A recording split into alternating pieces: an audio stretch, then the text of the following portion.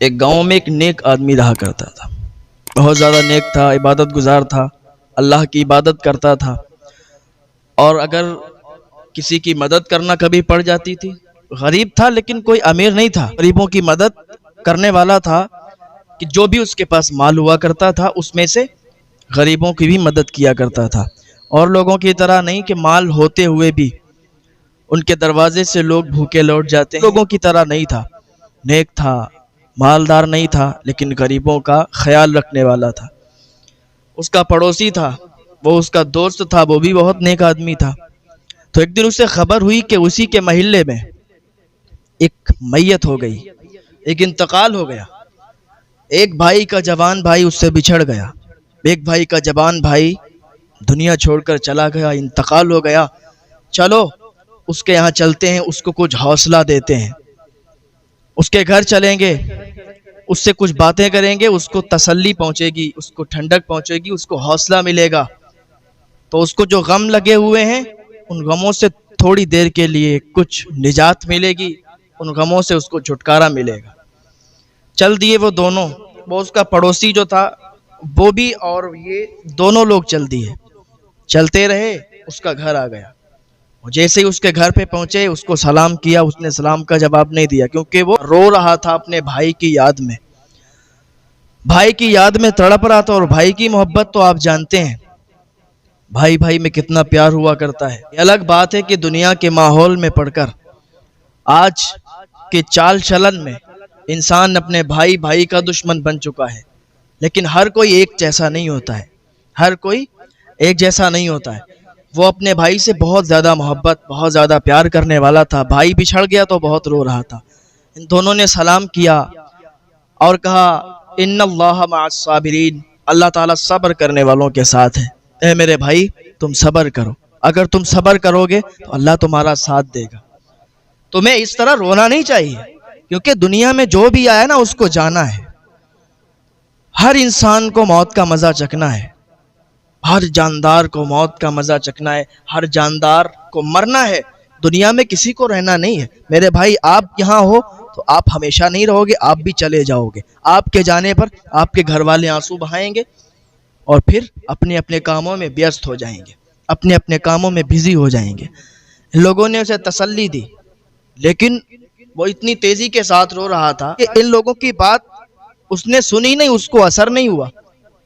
ان دونوں نے اس کے ہاتھ پکڑ کر اسے جھیٹا، کہا میرے بھائی اللہ کے واسطے مت رو، اتنا رونا اچھا نہیں ہے صحت کے لیے، جتنا زیادہ رو گے تم بھی اتنی زیادہ پریشانی ہوگی تمہیں، مت رو،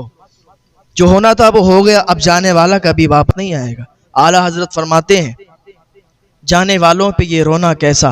بندہ ناچار ہے کیا ہونا ہے، جو چلا گیا اب نہیں آئے گا، تو تمہیں رونا تمہارا بیکار ہے۔ غم ہے، مجھے معلوم ہے کہ بھائی کے جانے پر کتنا غم ہوتا ہے، اپنے قریبی کے جانے پر کتنا غم ہوتا ہے، لیکن اس غم کو لے کر بیٹھ جانا یہ اچھی بات نہیں ہے۔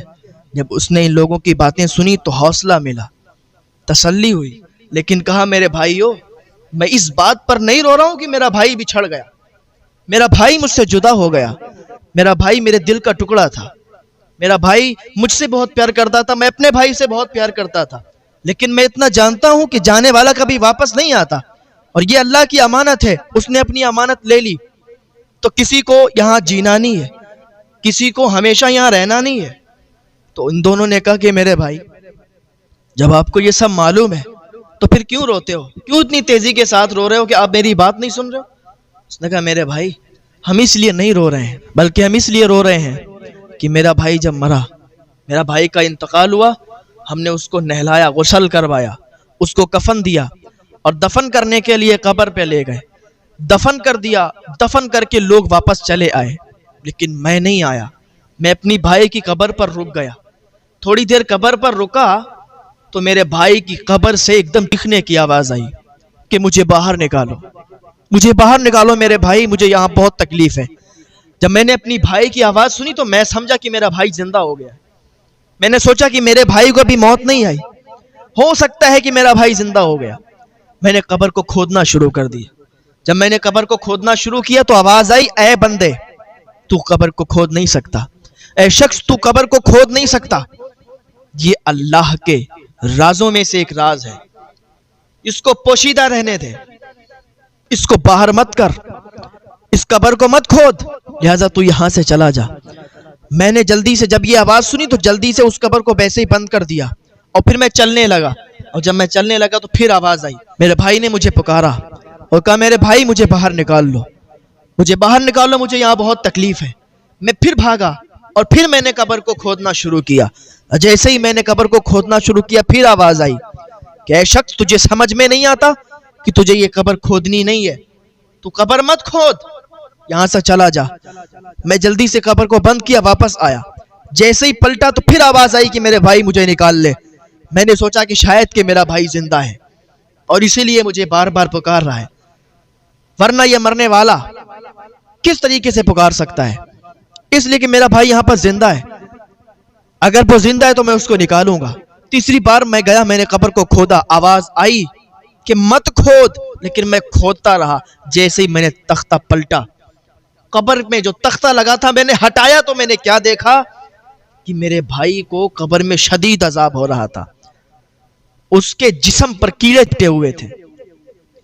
اس کے ہاتھ زنجیروں میں بندھے ہوئے تھے۔ میں نے جیسے یہ حال دیکھا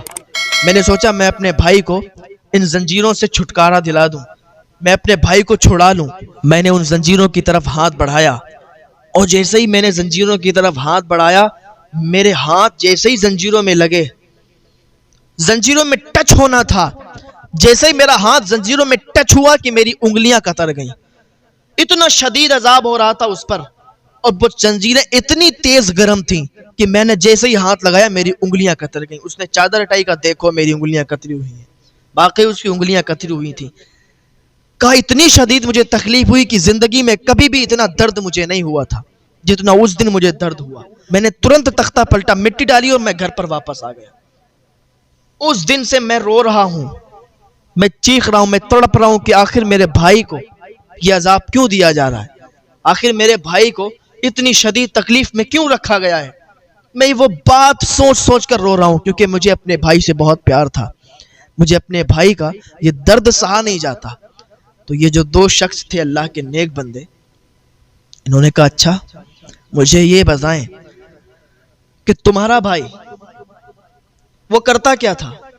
کیا تمہیں ایسا کوئی جرم اس کا پتہ ہے کہ جو وہ دنیا میں رہ کر کیا کرتا تھا؟ کیا تمہیں ایسا کوئی گناہ اس کا پتہ ہے کہ وہ دنیا میں رہتا تھا اور کرتا تھا تمہارے سامنے؟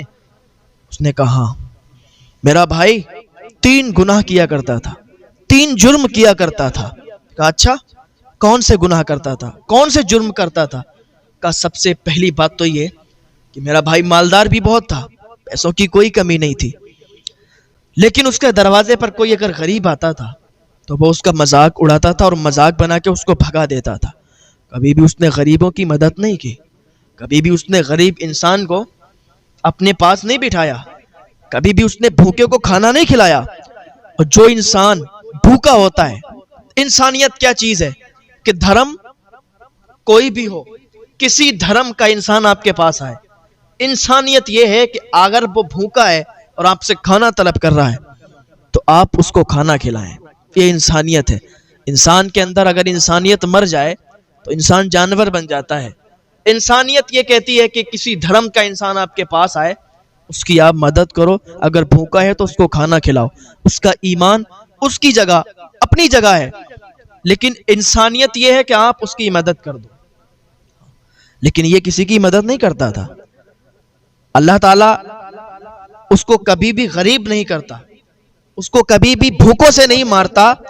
جو بندہ غریبوں کی مدد کرتا ہو، جو بندہ بھوکوں کو کھانا کھلاتا ہو۔ آپ کو میں ایسے ہی بتاؤں کہ غریبوں کی مدد کتنی ضروری ہوتی ہے، کہ غریب لوگوں کی مدد کرنا اگر کوئی کرتا ہے تو اس کے کیا فائدے ہوتے ہیں اور کتنا ثواب ملتا ہے۔ ایسے ہی مجھے ایک واقعہ یاد آیا کہ حضرت فاروق اعظم رضی اللہ تعالیٰ عنہ کا دور تھا، اور اس دوران ایک غریب تھا جو کہ دیہاتی تھا، اس کی جو بیوی تھی وہ پریگننٹ تھی۔ اس کے شدید درد اٹھا، اس کے شوہر کے پاس اتنی دولت نہیں تھی، اتنا مال، اتنے پیسے نہیں تھے کہ وہ علاج کروا لیتا یا اس کے لیے اچھی غذائیں لا کے دیتا، اسے کھلاتا۔ تو اس نے اپنی بیوی سے کہا کہ اے میری شریک حیات، آج میری حیثیت اتنی ہے، آج میں اس قابل نہیں ہوں کہ میں تمہارے لیے اچھی غذائیں لاؤں، میں تمہارے لیے اچھا کھانا لاؤں، اچھے پکوان تمہیں کھلاؤں۔ اس ٹائم جو یہ حمل کا ٹائم ہوتا ہے نا، جو پریگننٹ عورت ہوتی ہے، جو یہ ٹائم ہوتا ہے، اس ٹائم میں عورت کو اچھے اچھے کھانے کھلانے چاہیے، اچھے اچھے پھل کھلانے چاہیے تاکہ اولاد اچھی ہو، بچہ اچھا ہو۔ لیکن اے میری شریک حیات، میں اس قابل نہیں ہوں کہ میں تمہارے لیے سب کروں۔ لیکن ہاں، حضرت عمر فاروق اعظم رضی اللہ تعالیٰ، میں حضرت عمر فاروق اعظم کے پاس جاؤں گا، میں ان سے کہوں گا، وہ رحم دل بھی بہت ہیں، تو ہو سکتا ہے وہ ہماری مدد کر دیں، ہمیں کچھ پیسے دے دیں، جس سے میں تمہارے لیے اچھے پکوان لاؤں، تمہارے لیے کچھ میوے لاؤں، تمہارے لیے کچھ اچھا کھانا لاؤں۔ اس نے ایک سوچا کہ چلو حضرت عمر فاروق اعظم کے پاس چلتے ہیں، تو ساتھ میں اپنی بیوی کو لیا۔ وقت حضرت عمر فاروق اعظم رضی اللہ تعالیٰ عنہ کا گھر تھوڑی دور پر بچا، تھوڑی دور پر رہ گیا۔ اس کی بیوی کے پیٹ میں درد اٹھا، جب درد تیزی کے ساتھ ہوا تو اس کو راستہ چلنا دشوار ہو گیا۔ اس نے کہا، اے میرے شوہر، اب میں راستہ اور آگے نہیں چل سکتی۔ اس نے کہا کوئی بات نہیں ہے، وہیں پر خیمہ لگایا اور خیمہ لگا کر پر بیٹھ گیا، آگ جلا لی اور بیوی سے کہنے لگا، اے میری بیوی، اے میری شریک حیات، ایسے موڑ پر ہم لوگ بیٹھے ہیں کہ یہاں تو کوئی نہیں ہے اور رات بھی اتنی ہو چکی ہے کہ اب ہماری مدد کے لیے تو بھی کوئی نہیں آئے گا، بس اللہ پر یقین رکھیں، ہو سکتا ہے کوئی مدد کے لیے آ جائے، کیونکہ ان کے پاس کوئی سامان موجود نہیں تھا، کوئی چیز نہیں تھی۔ بیوی کے پیٹ میں درد بہت شدید ہو رہا تھا۔ خیمہ لگانے کے بعد بیوی کو اس میں لٹا دیا، آگ جلائی اور وہیں پر بیٹھ گیا، اللہ سے دعائیں کرنے لگا۔ حضرت عمر فاروق اعظم وقت کا بادشاہ ہو کے گشت کرتے تھے، لوگوں کی دیکھ بھال کرتے تھے کہ کہیں کوئی بھوکا تو نہیں سو رہا، کہیں کسی پر ظلم تو نہیں کر رہا کوئی۔ تو آپ گشت کے لیے نکلے ہوئے تھے، آپ جا رہے تھے تو راستے میں کیا دیکھا؟ وہی بدو، وہی دیہاتی خیمے کے اندر اس کی بیوی، اور وہ وہاں پر آگ جلا کر بیٹھا ہوا ہے۔ جانے کے بعد اس سے پوچھا کہ مجھے یہ بتاؤ کہ تمہیں کیا ہوا، کس وجہ سے تم لوگ یہاں پر ٹھہرے ہوئے ہو؟ اس نے کہا، یار جاؤ، ایک تو میں ویسے بھی پریشان ہوں، میری بیوی کے پیٹ میں درد ہو رہا، وہ پریگنینٹ ہے، اس کے پیٹ میں درد ہوا تو میں نے خیمہ لگا کے یہاں پر اس کو لٹال دیا۔ اب اتنی رات گئے، کوئی مدد کے لیے بھی نہیں آئے گا اور تم آ کے یہاں پر میرا دماغ خراب کر رہے ہو، چلے جاؤ یار، اپنا کام کرو۔ اس کو نہیں پتا تھا نا یہ حضرت عمر رضی اللہ تعالیٰ عنہ ہے۔ حضرت عمر نے جب اتنا سنا کہ بی بی پریگننٹ، اس کے پیٹ میں درد ہوتا، تو بھاگے، دوڑے، واپس گھر پہ گئے، بی بی کو جگایا، اے میری شریک حیات، اگر اس رات کے دوسرے پہر تمہیں نیکی کرنے کا موقع ملے تو تم نیکی کرو گی؟ حضرت عمر رضی اللہ تعالیٰ عنہ کی بیوی اٹھی اور کہنے لگی، اگر مجھے نیکی کرنے کا موقع رات کے دوسرے تیسرے کسی پہر میں بھی ملے گا تو میں کروں گی، میں نہیں چھوڑوں گی۔ تو حضرت عمر نے کہا، اٹھو، جلدی سے سامان لو، اور وہ جو دائی کا سامان ہوتا تھا جس سے بچے کی ولادت کے ٹائم جو یوز ہوتا تھا، سامان لیا، اور لینے کے بعد حضرت عمر کے ساتھ ان کی بیوی آئیں اس کے پاس۔ آنے کے بعد حضرت عمر رضی اللہ تعالیٰ عنہ باہر رہے اور حضرت عمر رضی اللہ تعالیٰ عنہ کی بیوی خیمے کے اندر داخل ہو گئی اور وہ اپنا کام کرنے لگی۔ اب حضرت عمر کبھی کچھ کام کرتے، کبھی کچھ۔ اب یہ بدو جو تھا، دیہاتی جو تھا، بھی حضرت عمر کو نوکر سمجھنے لگا، کبھی کہتا بھائی لکڑیاں ڈالو اس میں،